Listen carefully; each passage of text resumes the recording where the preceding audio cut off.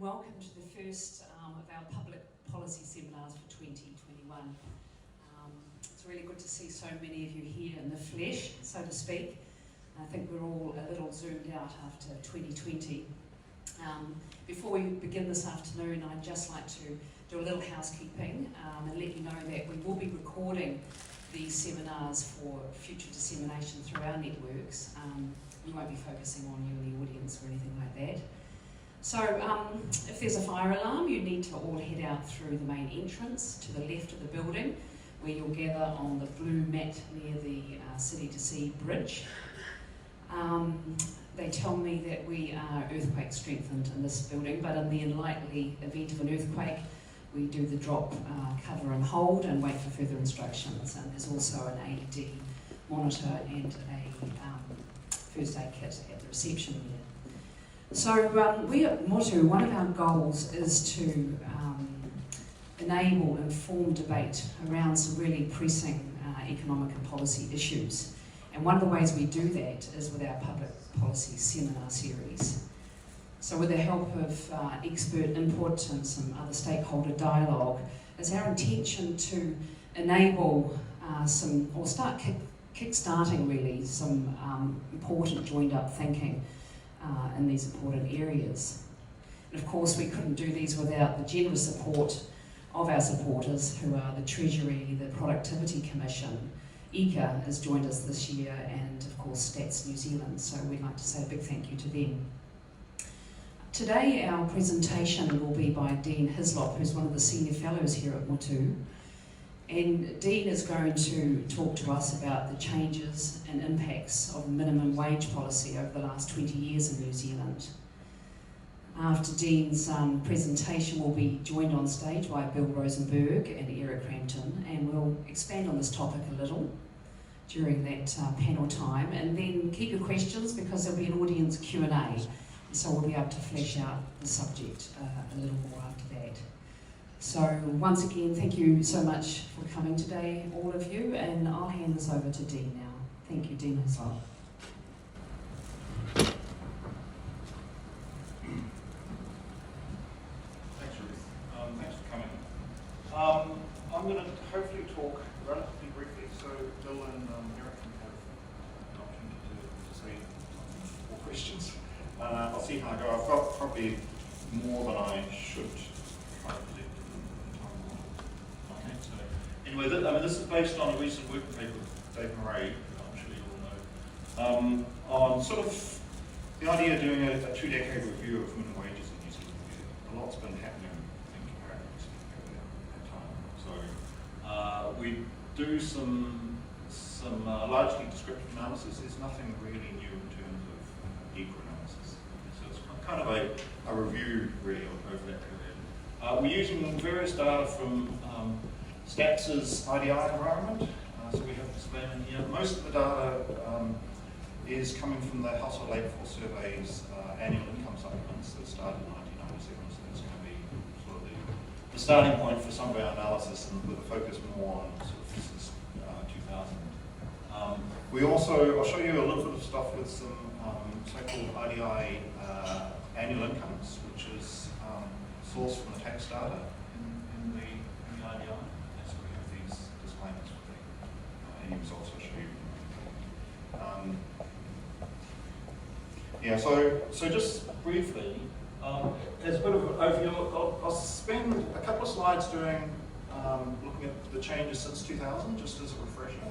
A couple of slides on what are the possible objectives of minimum wages, at least currently, and then a few slides on some of the sort of descriptive analysis. Okay, mainly on wages, but I'll talk briefly about employment and briefly about incomes, okay, and then in a summary. So in terms of, firstly, the timeline, so we started the century with a adult minimum wage that was $7 nominal, okay, in 2000, and a youth minimum wage rate which was set at 60% of the adult, so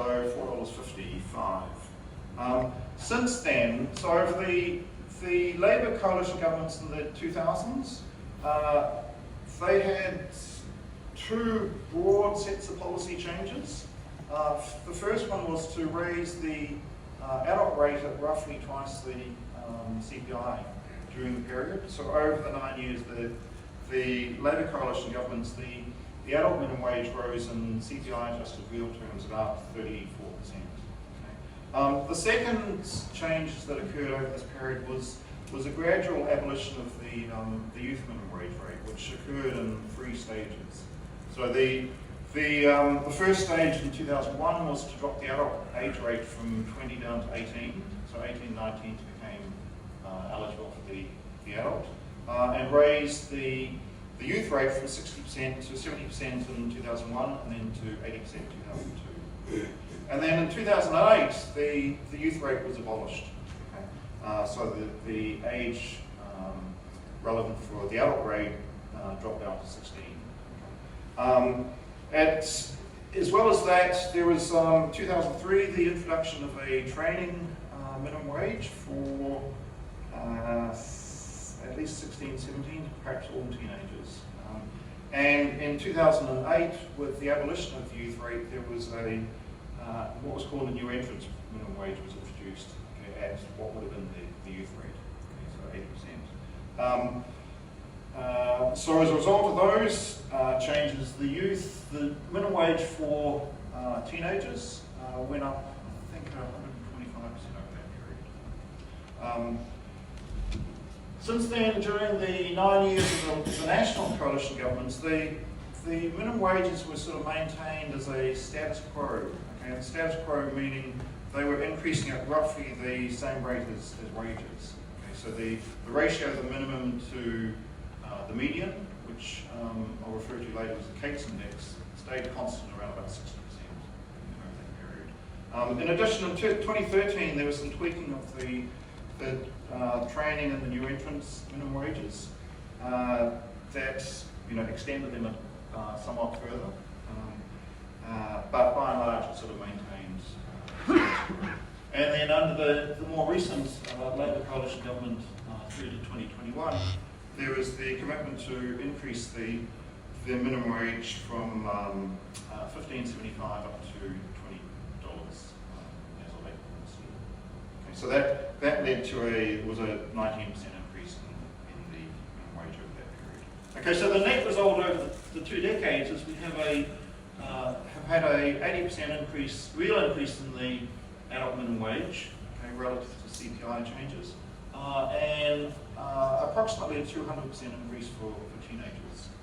Okay. Bear in mind also over this period there's been about 30% real wage growth, okay, as measured by the median.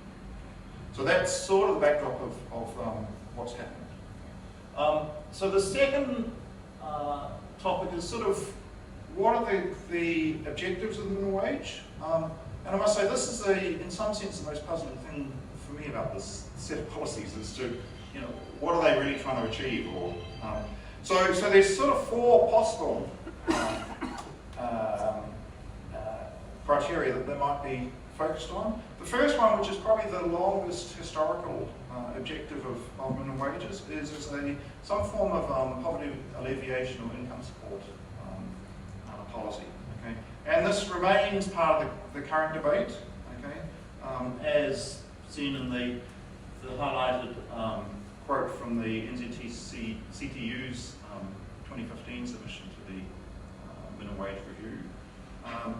Okay, although more recently a lot of focus on sort of income support around wages is via the living wage, which is somewhat higher than the minimum. How effective the income support, minimum wages income support policy is going to be going to depend really on other support policies around. And in particular, I'd say with in the current system with a lot of working families tax credits, sort of how it interacts with some of those. Okay, so in that context, the minimum wage may provide some form of a wage floor to, if you like, sort of limit the implicit subsidy of governments via the tax credits to firms. The second possible objective might be as a a fairness in bargaining. Okay, so that we see this more as a low pay rather than a low income objective. Okay, where again in the highlighted quote from the CTU submission, it's to really protect the low skill and disadvantaged workers from employer exploitation. I think to my mind how effective this objective would be, or minimum wages for this objective, really depends on the extent to which there's some non-competition in the labour market, so that the firms perhaps have some monopoly power over disadvantaged workers, okay? And or that there are low-wage jobs that we just don't want in the economy, okay? And we're going to price them out essentially minimum wages. It's perhaps also worth commenting here that the CTU also had another comment in their review that noted that minimum wages will become perhaps less important wage floor as or if wages are more determined by fair pay agreements, pay equity settlements, and living wages.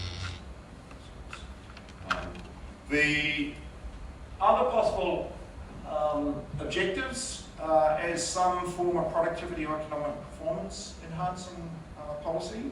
And this would be to sort of nudge either workers or firms towards greater productivity. The possible channels of this would be either through greater worker effort or lower job turnover, possibly through work or firm investment in training, and or just encouraging firms to change their technology.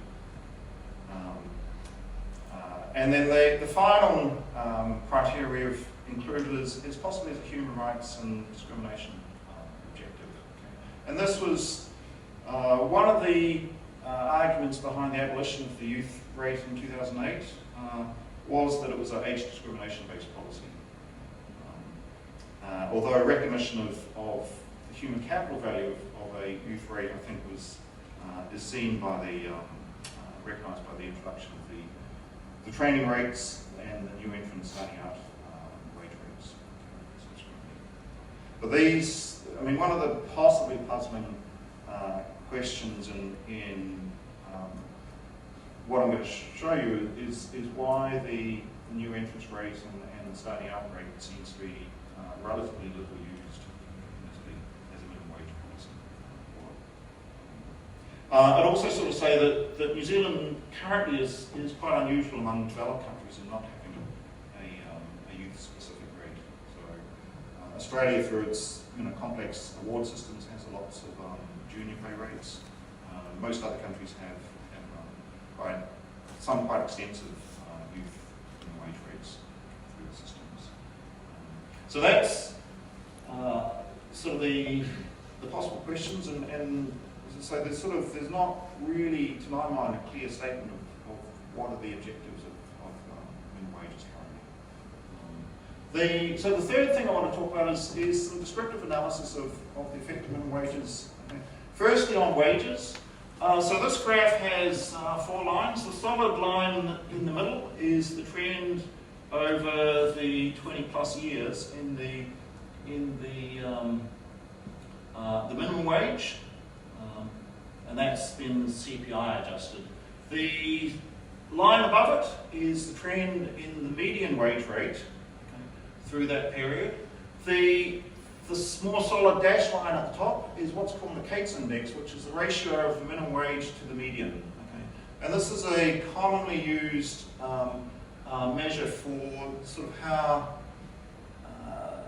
stringent, I suppose, the minimum wage is, okay, relative to wages, and is certainly commonly used as a comparison across countries. Okay? So you can see from that New Zealand's Cates index has increased about 40% from around about 0.5 at the beginning of the period up to 0.7. 0.5 is middling in the OECD states. 0.7 is now up towards the top end of it. Okay, so by that measure, New Zealand's adult minimum wage is actually quite high. Okay. And then the bottom line we have is an alternative measure of what I might call the minimum wage bite, which the measure we've plotted is the fraction of workers with wages in any year that are lower than next year's minimum wage rate. Okay, so they're potentially the workers who will be affected by a minimum wage increase. Okay, and you can see that that's sort of risen over the period from 2 to 3% at the start, up to now 12 to 15%. So it's been quite a strong increase in that. Okay, so that's for all workers. I'm going to show you for the most extreme cases for the subgroup of 16 to 17-year-old workers. And the same 4 lines are there. You can see relatively stronger increases in the solid minimum wage line, which in 2008 converges with the median wage for that group. Okay, so the Cates index goes from around about 65% at the beginning of the century, takes a relatively sharp increase with as the youth rate is increased from 60 to 80% in the earlier, and then it leaps up to 100% to 1 in 2008. Okay, so by 2008, the minimum wage, the adult minimum wage, is the median wage for 16 and 17-year-old workers. And I'll show you shortly a broader wage distribution graph. Okay, and it basically, since 2008, I would say the minimum wage sets the wages of 16, 17-year-olds, and to a lesser extent, 18, 19-year-olds. And then the final line we see is the bite was low at the start. It sort of increased gradually to about 30% before 2008, and then has been 60% plus since 2008, okay, getting up to about 80 to 85% in the last few years. Okay, so again, you know, it's showing that the minimum wage changes. There's a very high percentage now of 16 to 17-year-olds with wages that are going to be affected by any increase. You get a similar pattern, although somewhat diluted if you look at the 18, 19-year-olds, and a little bit less as you go up through the age groups. So, no, adults 20 to 24, it's approaching, okay. So I want next to sort of take a broader view of the wage distribution, and for this graph we've combined 3 or 4 years at the beginning, okay, in the middle and at the end of the period. Okay, so we have a dash line at the beginning. Is that right? No, it's a dash line at the beginning. So in 1997 through 2000, in the middle period we have a dot dash line. Okay, that we're seeing between 2000 and 2008. We're getting quite a strong left-hand shoulder in the distribution appearing for all workers. Okay, and then it's sort of not too much beyond that. Wage lines. And then by 2018-20 period, the solid line, that distribution sort of broadly speaking moving rightwards. Okay, so it's suggesting as minimum wage is increasing, we're getting it's sort of sweeping up a larger number of low wage workers. It's not really doing too much above that, obviously, okay, in terms of spillover effects, which I'll talk a little bit more about in a couple of slides. Again, if you focus on the 16 to 17-year-olds, okay, the wage distribution for this group has gone from, broadly speaking, bell-shaped, okay, and the dashed line to the bottom to the left. And by 2008, it's become very concentrated around the adult minimum wage. Okay. And you can see that partly in the narrowness of the distribution, partly in the height of the spike. Okay. And then from 2008 onwards, that distribution is gradually shifting rightwards with the minimum wage increases. Okay. Again, if you look at it for 18, 19s, you get a similar, slightly diluted pattern. 20 to 24s is getting more strongly affected as well. But in the interest of time. So, what we try to do with this is to look at some of the, whether there's been any evidence of kind of spillover effects of minimum wage increases to workers who will be working at wages above the minimum. Okay. And so you might think, if firms are trying to maintain wage relativities, okay, as minimum wage increases and sweeps up some low-wage workers, some workers who aren't directly affected are going to have some spillover effects. Okay? To do this analysis, given there's some generic wage growth going on through the economy, you need some way to sort of try to adjust for that. So what we've done is, for each year's wage distribution, we've sort of lined it up on the median, okay, on the assumption that at least the top half of the distribution is unaffected, and secondly, sort of on the assumption that in the absence of minimum wage changes, there might be some balanced wage growth going on across the distribution. So if those two assumptions were correct, so the 0 point on the horizontal axis here is signifying the median wage. And then the second thing we've done for here is to look at the change in the distribution between 2002 and 2008. Okay. And we've got the dashed line, vertical line is the 2002 minimum wage, and the solid line is 2008 minimum wage. So how to read this is at the point where the minimum wage is in 2008, there's been around about a 6 percentage point movement, shift of workers with wages below that point, 2002 to that point. Okay. If you look just to the right of it, that then disappears back up to 0. Okay, so it's suggesting there's been a sweep up of the minimum wage effect on low wage workers. There hasn't been any spillover effects beyond that. Okay. So on that basis, I'd say that the minimum wage has really just kind of swept up these low wage workers to the minimum wage point. It hasn't had any obvious spillover effects. Okay. So there's probably quite a bit to digest there. Okay. If we look at the later period, so this is looking at 2017 through 2020. Okay. Same basis, we see actually a greater displacement, okay, about a 10% displacement of workers from below the 2020 minimum wage up to that level. And it looks like there's been some spillover effects beyond that. Okay. Now, there's a relatively strong caveat around this that we haven't explored, which is there's some of the care worker pay equity settlements were occurring over this period, and they were affecting workers that were relatively low paid but above minimum wages. Okay, so that would have had an effect on displacing those workers from above the minimum wage level to a bit further. Okay, so we suspect a lot of the apparent spillover effects to the right of the minimum wage there is probably associated with other factors than minimum wages. Not sure how I'm going for time. Okay. So that's most of what I want to show you. I'll show you probably what is the busy table summarising some stuff. So this table has 4 sets of pairs of columns. Okay, the first pair is showing the employment share in the beginning of the period and the end of the period, and I'll focus on the top block, which is the age-based.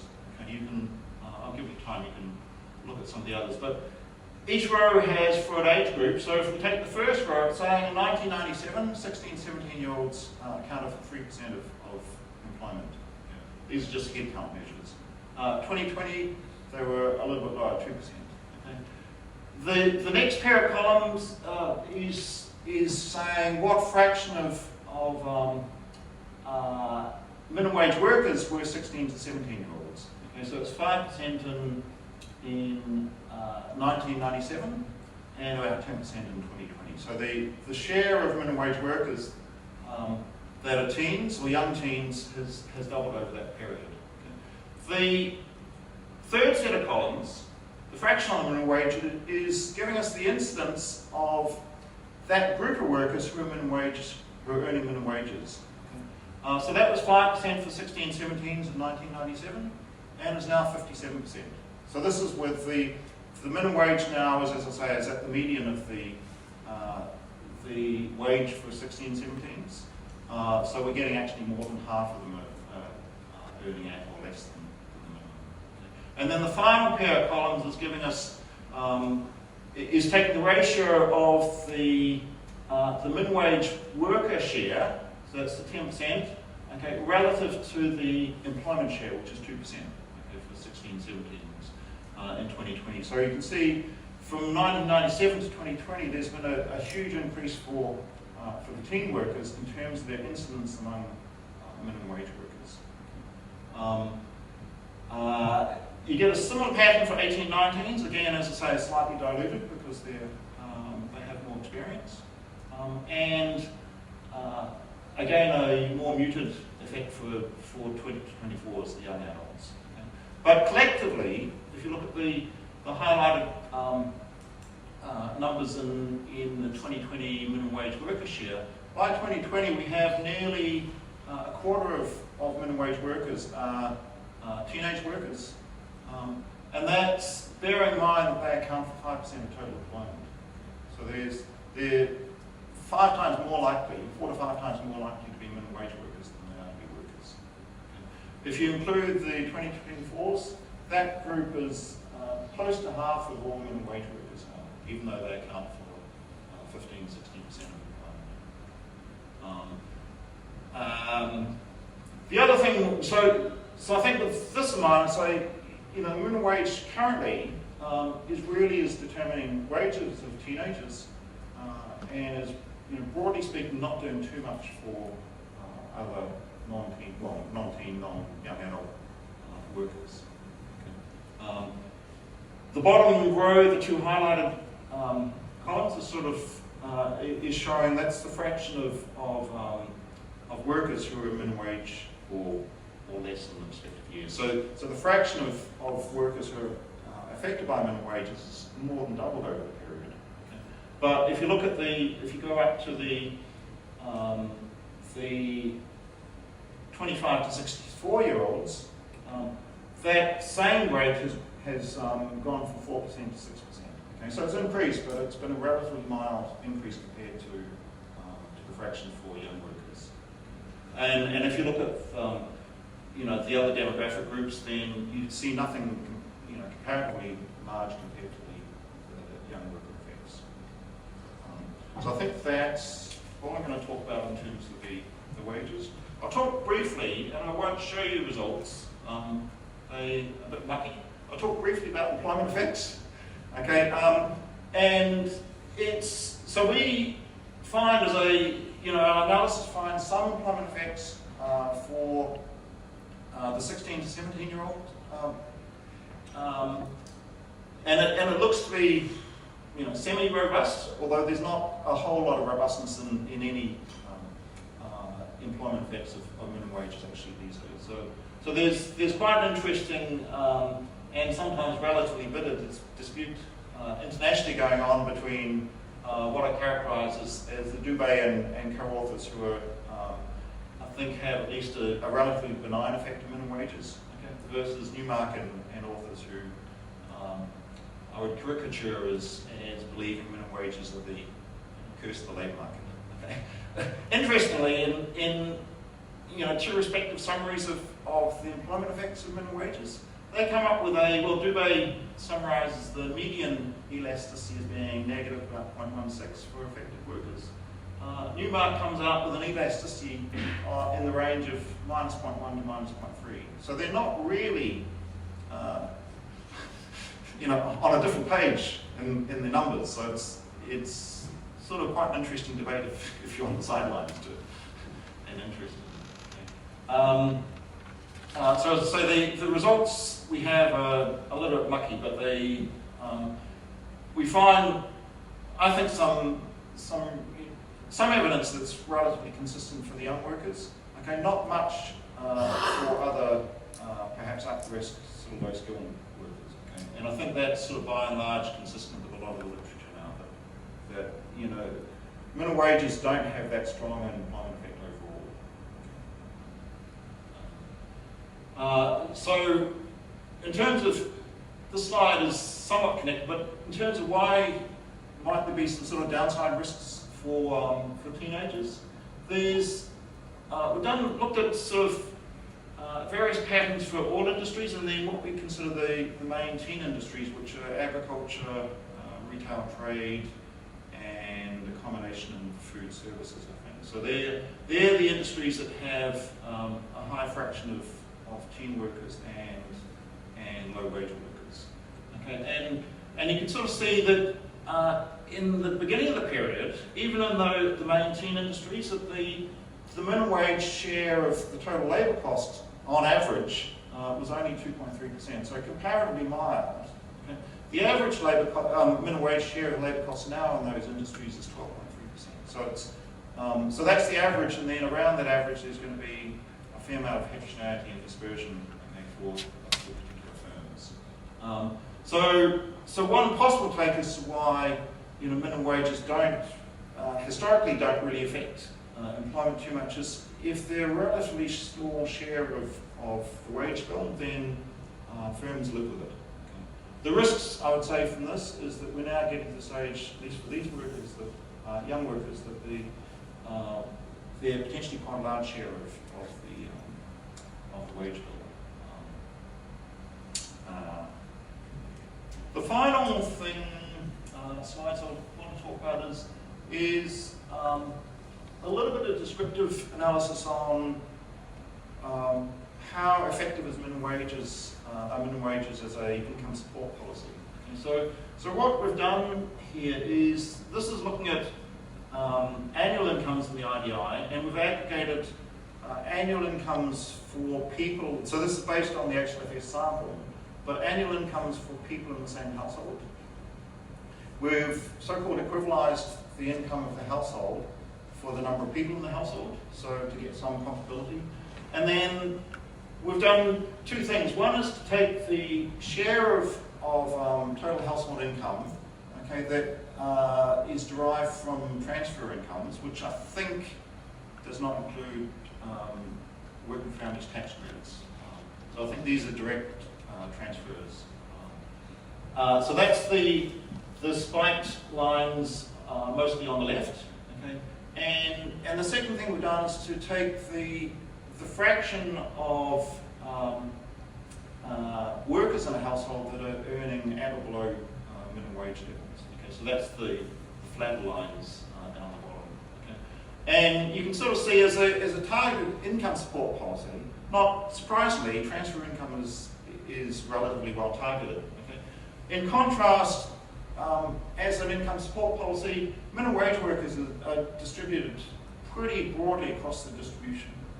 Okay? A little bit more concentrated in the bottom 3 to 4 deciles, okay, but quite broadly distributed. Okay? So on that basis, and as a broad brush conclusion, I'd say it's a relatively poor policy for income support. Not, as I say, not surprisingly, given it's targeting low pay rather than low income, and low pay of individuals rather than low income of households. So it's, but as a sort of an income support policy, it doesn't look great. I think that's it. So I'll leave that as a summary. So I talked a little bit longer than I wanted to. That's all good, Dean. Thank you so much for your presentation today, and if you haven't already, please take a moment to download Dean's working paper on the Motu website and pass it on to anybody who needs to see it. I'd like to invite to the stage, please, Bill Rosenberg and Eric Crampton now. Bill here is the lead on the future of work with the CTU.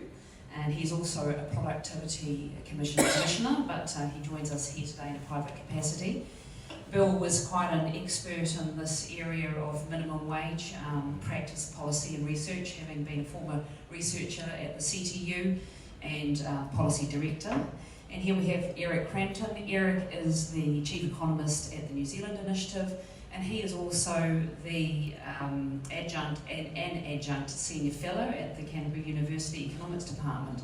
So these guys are going to sort of expand this topic a little bit, I think. We have only 2 microphones, so we're going to have to sort of fight among ourselves a little bit, but if you push it there, the red means it's on, and you can start perhaps, Eric. Are you ready to go? Sure. Can we have the lights on the audience so we can see the audience? Would you like to bring the lights I on? would like to see who we're talking about. Great. Great, I guess I'll get going well. Oh, and I can see everyone now. Excellent. This is a great piece of work. There are a few pieces that I will constantly make reference to in my own policy work. One of those is Harry's MSD figures on income. I find that I'm downloading that like every other day and to just check things. This is going to be on my most frequently downloaded, and it'll be with a brackets 10 on it or 11 pretty quickly, because I keep forgetting to just check my darn downloads folder. There's important work here that's been established, a nice time series on the bindingness of the minimum wage. It's a pain to try and find that otherwise sometimes. This will be really helpful. But rather than get into the minutiae, the big picture summary here is pretty important, that minimum wages thus far, as measured on employment, seem to do less harm and less good than proponents on either side generally tend to argue. That's been the generalized summary out of the American literature as well.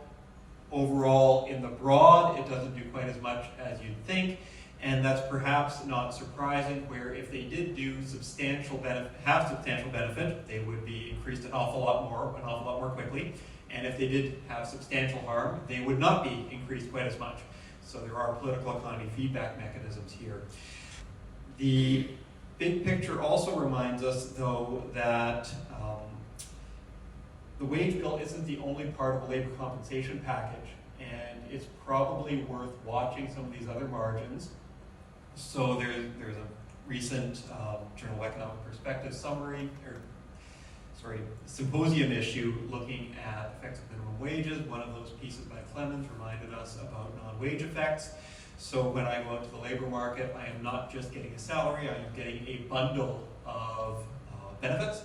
And at lower wage rates, that could include things like ability to choose shifts, the timing of shifts, which hours you're going to be working, the pleasantness of the work environment, whether they bother to turn on the air conditioner or not when it's warm, if it's on margins that affect the worker's comfort rather than productivity directly. We've got an overall wage compensation bundle, and employers have ability to adjust on all kinds of margins, not just wages, as one element of the compensation bundle changes. Unfortunately, it's awful hard to measure these non-wage margins on which employers might adjust if they're finding one element of the compensation bundle to be fixed. So if we're finding relatively little effect on employment on the one margin that we can measure, we should start worrying a little bit about the other margins that we can't measure, and especially as the bindingness of the minimum wage starts increasing. There were noted effects on youth employment. I remember a decade ago I was pretty freaked out about the potential for negative effects of reducing or eliminating the differential between the youth minimum wage and the adult minimum wage. I was running just basic time series econometrics, looking at, okay, well, what's the unemployment rate for young people compared to the unemployment rate overall? Are we getting like weird things happening in the residuals? But that was on the unemployment rate rather than on the employment rate. Now, while it seems in the broad that might not matter, we might worry about it in the specific. So some of Dean's work was establishing that there is now less churn, it seems, in youth employment, that youth that do get employed under the higher minimum wages for youth tend not to experience as much job separation. Well, that can be a good thing or it could be a bad thing. It could be a bad thing if employers are less likely to take a punt on a riskier worker when the wage part of the compensation bundle is a lot higher, and that could have negative ongoing consequence. So there's been some work done, published in the ISA working paper series looking at the lifetime effects on wages for youths who are exposed to higher minimum wages, and it can be strongly negative. So it's good for you if you get the job and if the employer continues to invest in your training. If instead you either don't get the job or the employer doesn't invest as much in your training, then you could experience lower lifetime wages as consequence. These should be margins that we're starting to worry about under the much higher minimum wages that are now in place. I loved how the presentation started by asking, well, what are we trying to achieve in these? I'm not sure that's ever been adequately specified. They seem to have conflicting objectives.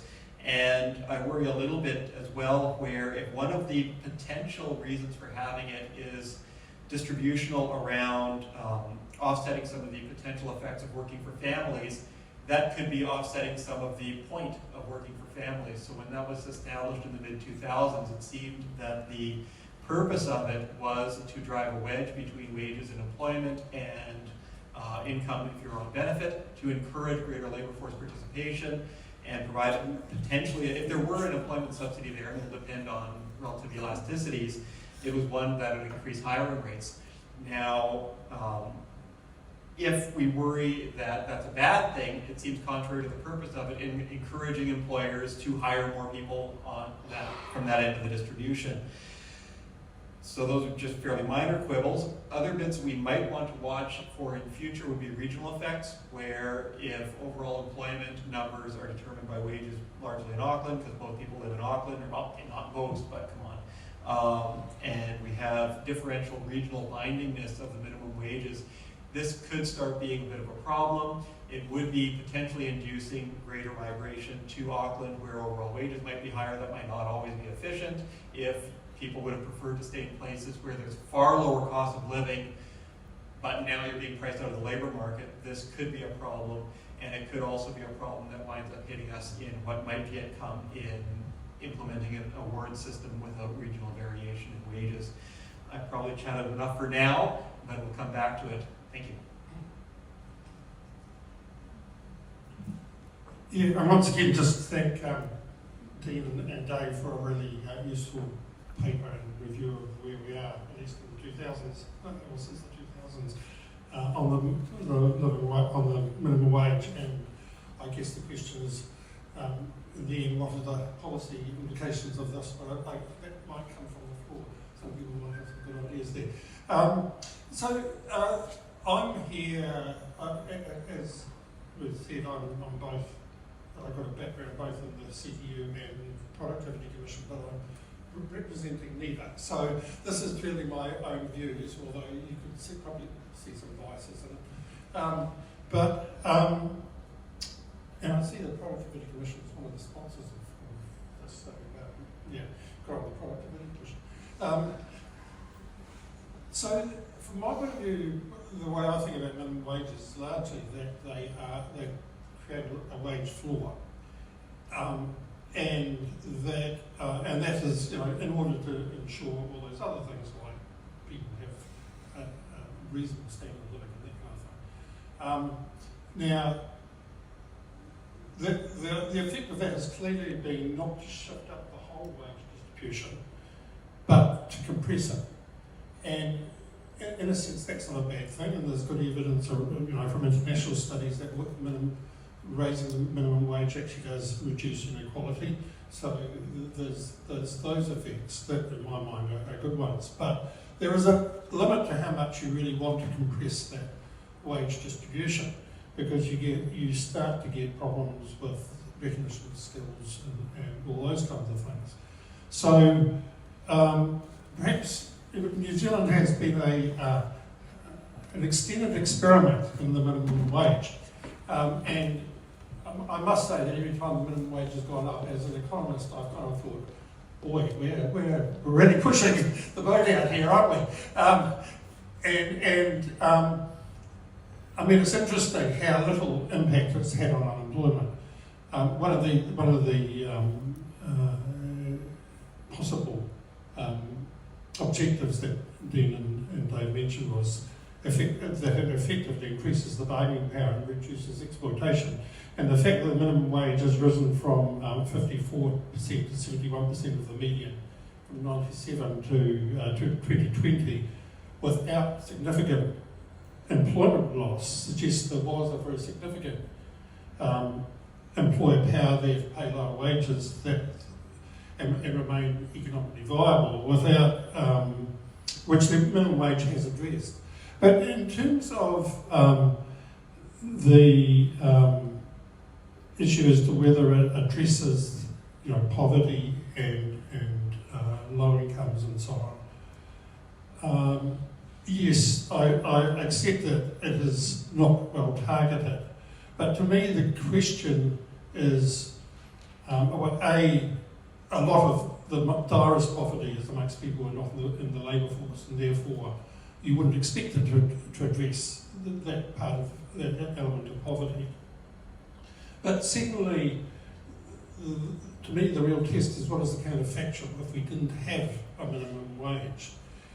And that, to me, would make it much more likely that you would have a much higher degree of in-work poverty, and it would affect the whole wage distribution. So we tend to look at it in terms of marginal effects. Does it increasing it by this or that have an impact on poverty and so on? And the answer is largely no. But the institution of the minimum wage as such, I think, is a very significant one in that area. The problem that I alluded to before of it being only compressing the wage scale and that having risks to it, I think is an important observation, because really it says that the minimum wage is a very blunt instrument in wage policy, if you like, in income policy. And there's a very nice quote at the very start of the paper, before you even get to the abstract, from Jas McKenzie, who said that minimum wages have become New Zealand's de facto wages policy. And I'm afraid that's almost right. And to me, that constitutes a problem, in that we need to do something about the whole wage distribution rather than simply at the bottom. And that's, clearly where policies like fair pay agreements and so on fit in, that they can actually work on things like recognising skill levels, addressing some of the non-work and some non-pay aspects, such as training and health and safety, and therefore have a much broader and balanced effect. That doesn't say to me that if the minimum wage is having some negative effects, that you should do away with the minimum wage. You should, the prime answer to that is to address those negative effects per se, rather than say the minimum wage is not a useful institution to have. So, New Zealand lacks a whole of those wage institutions that are very prominent in Europe, for example, widespread collective bargaining, sector agreements rather than some of the enterprise collective bargaining agreements, widespread extension of those collective agreements across a whole sector by administrative means. There's coordination of this wage setting and strong social dialogue between unions, business and government.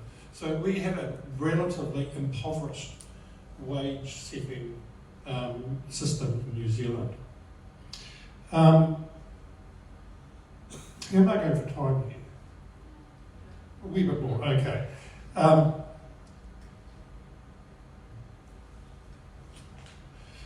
On the productivity question, this is always a tricky one, because the evidence of it is really hard to find. And if New Zealand has set a record for raising its minimum wage, it certainly hasn't set records for having good productivity performance. So you could say prima facie that it hasn't had a great effect there. But there are a number of international studies on the minimum wage, some of them from an efficiency wage viewpoint, suggesting that productivity increases in response to a rise in the minimum wage. Some find that they cause lower productivity firms to exit, and therefore consolidation of employment to high productivity firms. And the Productivity Commission, and along with Peter Wilson and Judy Fry, a recent inquiry into frontier firms, which looked in particular at the horticulture industry, postulate, if you like, that lower wages provide no incentive to firms to invest in productivity enhancing capital. And so there are a number of mechanisms there that you could imagine. You can see that rising minimum wage can lead to productivity improvements, though once again you would think that you need something more sophisticated in the long run than simply pushing it from the bottom. So looking to the future, how do we set it in the future? Currently, it's essentially a political decision. We have a wonderful minimum wage review each year, in which the CTU and Business New Zealand routinely give the same advice. And then the officials write a paper of varying length and penetration. They turn their handle on a model that they've got that you can predict the outcome of, and then the politicians ignore it and do what they wanted in the first place.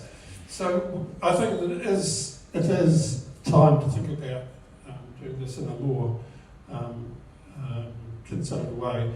One that has been suggested is to do as they do in the UK, have a low wage commission that looks at minimum wages, but could actually look at other aspects of low wages in general.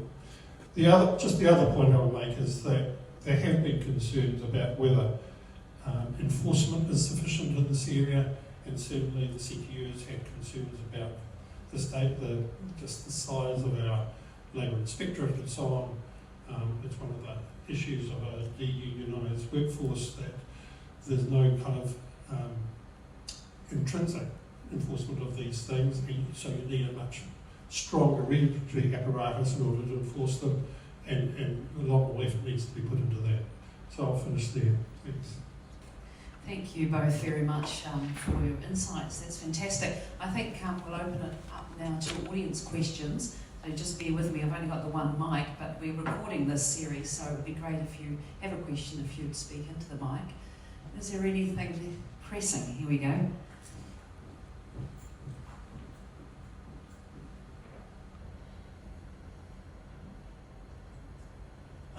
Thanks all of you for your presentations, it's been really interesting.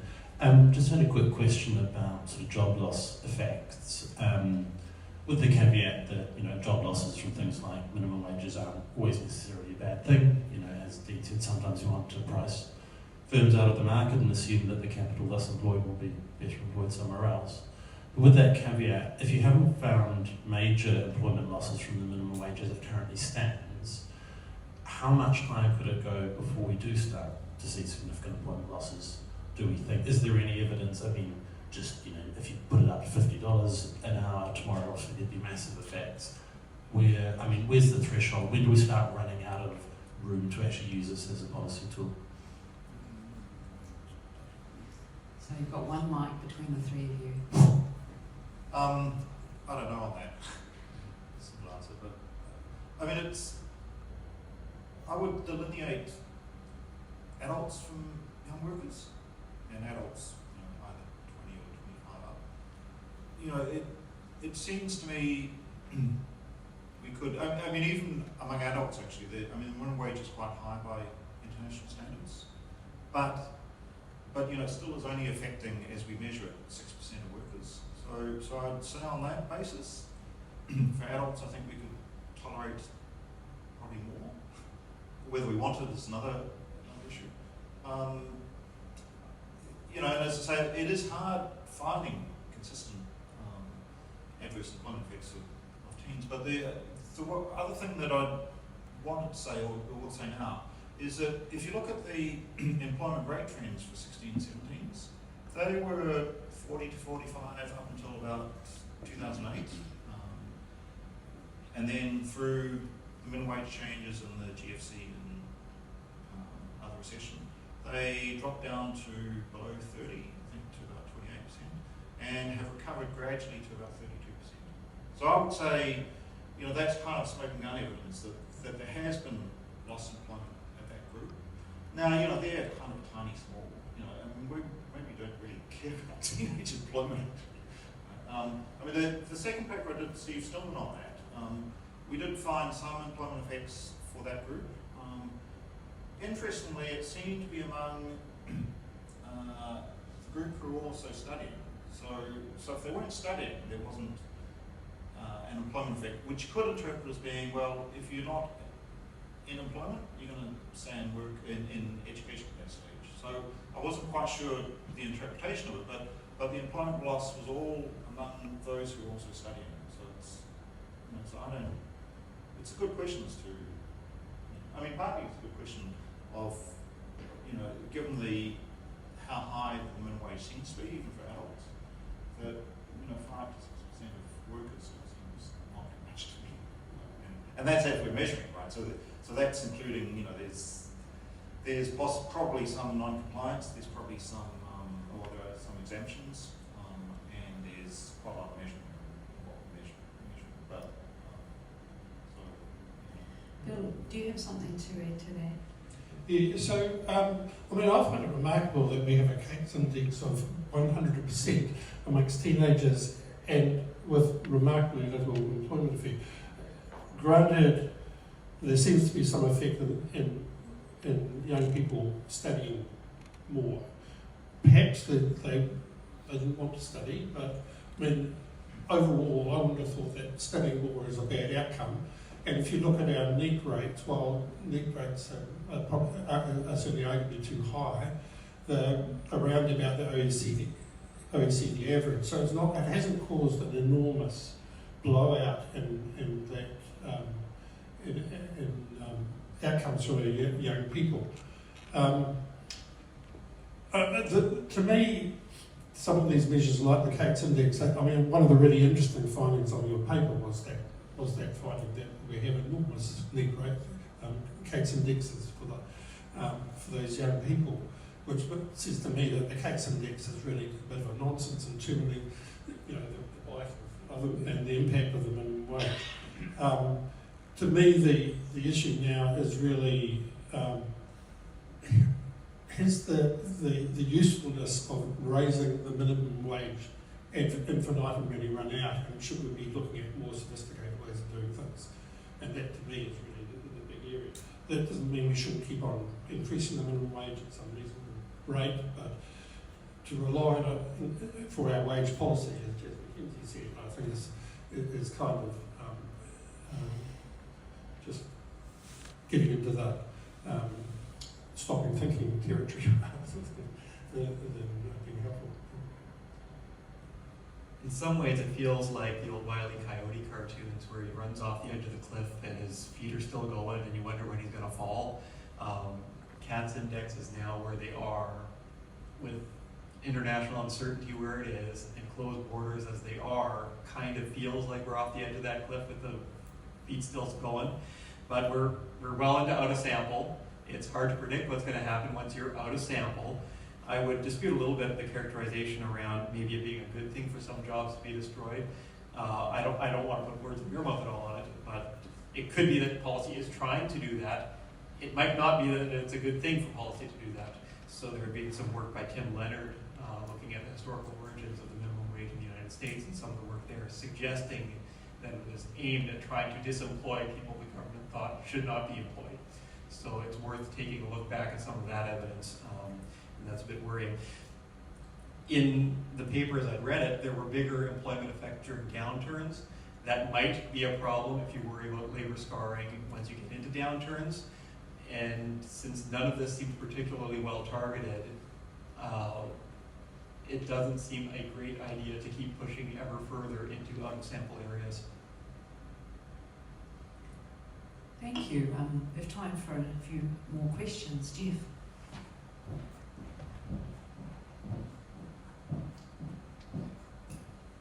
Dean, Eric raised a question about regional labour markets, and I wondered if you looked at that in your paper. Particularly thinking of kind of the extremes of Northland and Taurāwhiti here, and if there's any effects you can see there. Yeah, I don't think we did any of that. I have a sort of a weird anecdotal story from the first paper that was used back in 2004. So that was on youth minimum wage effects, and at the time of doing it, I had a nephew, 16-year-old nephew in Gisborne, working stacking shelves in the supermarket. I asked him what he was paid. He wasn't paid minimum wages. He wasn't even paid. He was paid above adult minimum wages. Right? And at that point I thought, for 16-year-old stacking shelves in Pakistan, Gisborne is not paid minimum wage. Who the hell is? I'm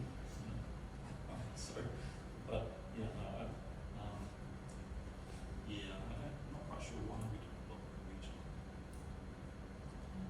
We were sort of, we were funded by MB, but honestly, so I sort of still working my tail off trying to catch up on my Thanks. actual side of life. Any other questions from the audience? Arthur.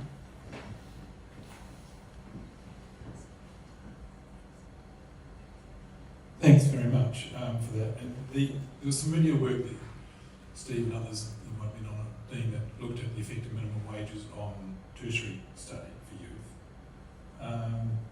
We know that tertiary study is highly countercyclical in terms of just unemployment rates.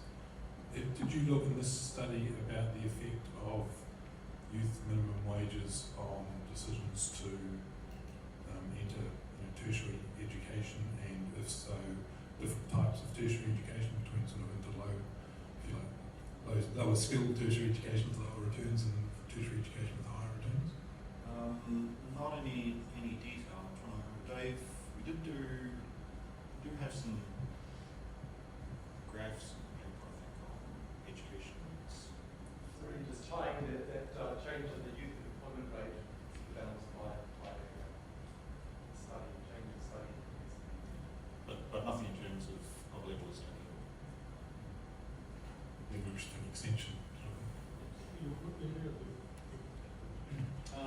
Yeah, the second, well, I mean, both papers that Steve we looked at sort of substitution into education study, but again, it's sort of broad study effects. I think we found much details. I mean, other than this one effect through the later changes. Well, actually, you might expect substitution. Well, depending on if they're employment effects, you might expect substitution in study. If they're non-employment effects, you might expect substitution in study. Many effects will be balanced out. I worry too about whether the human capital that's acquired during you might wonder as well about whether the human capital that's acquired during part-time work by a student who's studying, whether that adds value or whether it's a substitute for some of the studying that's going on. It'd be worth as anybody who's lectured knows, if you've got a part-time student, they're probably paying a little bit less attention to their study, but it's hard to tell then in later life outcomes whether the loss in value that they got in the classroom might have been offset by employers who are willing to vouch that they can show up on time and all of these other things that are really important too, that seems right for further study. It's also occurred to me that reducing time worked for students, which is what I think we found in that second most recent study, isn't necessarily a bad thing in that students may well have some kind of budget they're working to that they need to earn in order to meet their needs, and if they can do that in a shorter time, then that's perhaps a good thing. And the same way that Eric was talking about, that they can concentrate more on their study, because we don't know what their motivation was there, but the fact that they had fewer hours isn't necessarily a bad thing in the context when the wage levels are going up. Hi, Dean. I know that your paper was focused on the youth because of the significance of the impact on the youth and also the various policy changes around the youth minimum wage and all that. But there are many different cohorts which are also having high incidence of, not as high as youth, but high incidence of minimum wage. I was wondering whether there's a need to look at some of the other cohorts, gender, ethnicity, and also some of the discussion about employment effects. It's not necessarily loss of employment, it's about employment not created because of the minimum wage policies. I know all of you know that, but sometimes there's confusion around that. So bit of both is happening. So we need to have a wider look rather than just the youth alone, while recognizing what Bill has said about whether this is the best way of addressing even those inequities, not just among the youth.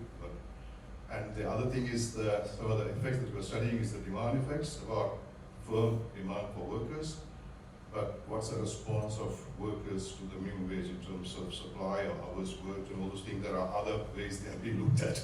So we need to bring all of them together and to make a useful assessment about the interaction with the demand and supply effects of minimum wage or the wider policy within which minimum wage sits. Thank you. Yeah, I'd like to think we didn't just focus on analysis on that's sort of where we found the starting effects probably. So it's probably, I can't remember how much else is in the paper on it. You know, I mean, the busy table I showed, you know, it doesn't show there's been much changes for non-age-based demographic groups. I mean, on the labour supply, so you know, on the labour supply effect, there was a curious finding we had in the first paper with Steve Stillman back in the, that for 16-17s we saw an increase in hours worked conditional, which I always thought was perhaps a labour supply response. Right?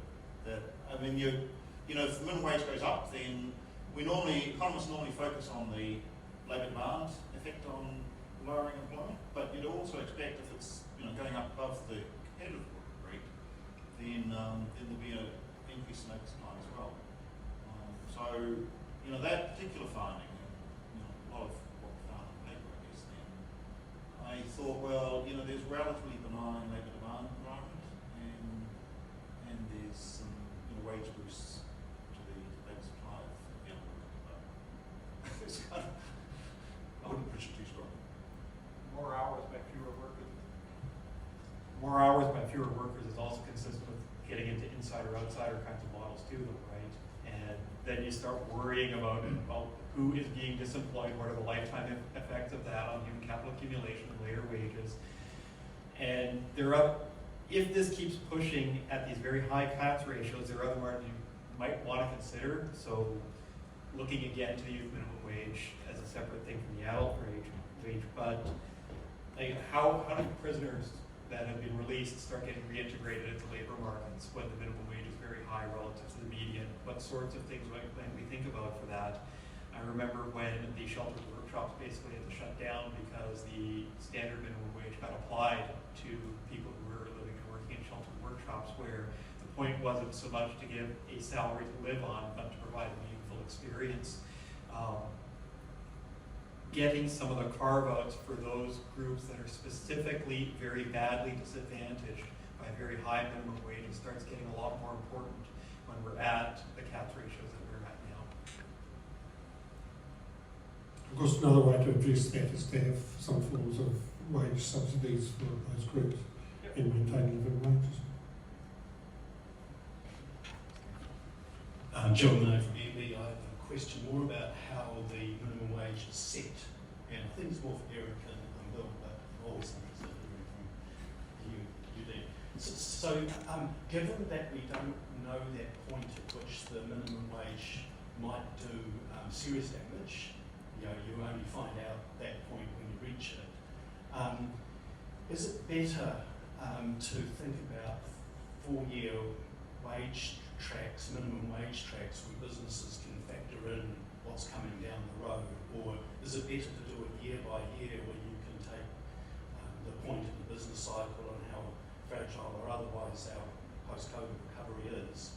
The other part of the question is it better to do it nationally or think about sectors where business and unions can think about what the consequences of setting a high minimum rate might look like, and you don't risk the whole economy, you just risk one sector and they have the information to think about what it is that the consequences might be.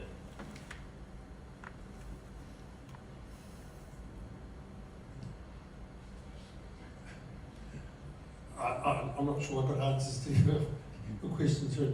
I mean, the issue of the concept of business unions and government sitting down and thinking about those wider consequences, I think in a general sense is a very good idea. Limiting it to the minimum wage, I think, is difficult because if you're only talking about 6% of employment, then I guess you could look at sectoral impacts, but it's it would be better if you look at it at an economy-wide level.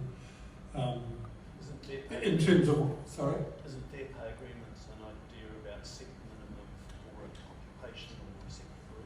Yeah, so fair pay agreements allow that discussion to be had on a sectoral level, which is, in my mind, one of the advantages of them, and you can get that conversation going.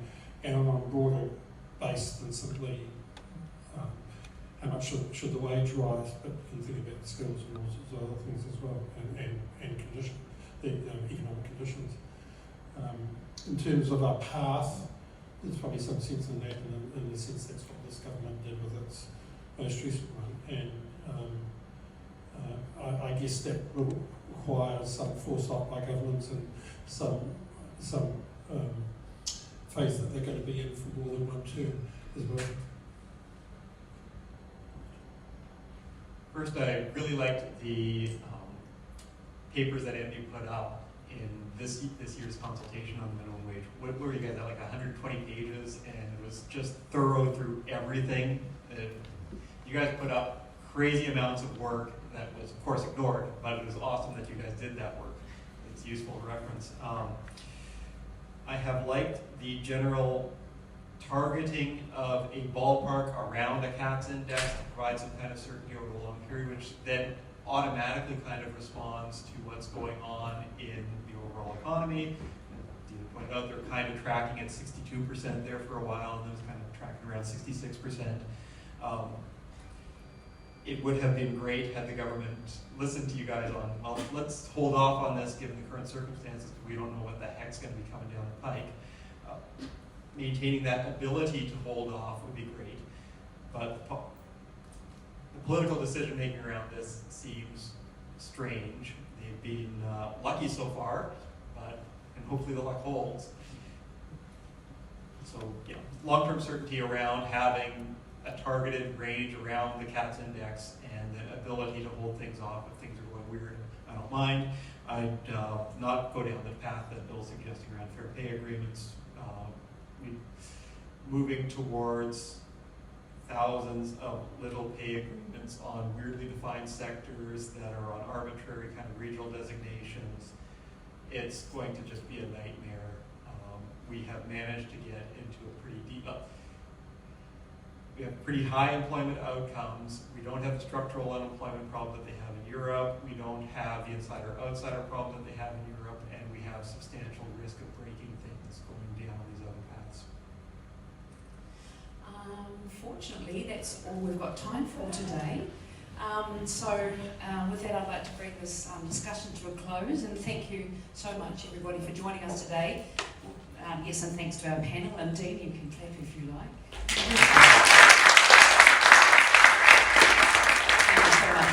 We'll be back here on the 30th of June, where we'll be doing the first in a sort of a mini-series with the Productivity Commission around immigration settings. So we're going to have David Card beaming in live here from California, and we'll have an interesting panel assembled as well. And it's a great topic, isn't it? And we have a real chance of getting these immigration settings right post-COVID. So we look forward to sort of launching into that conversation.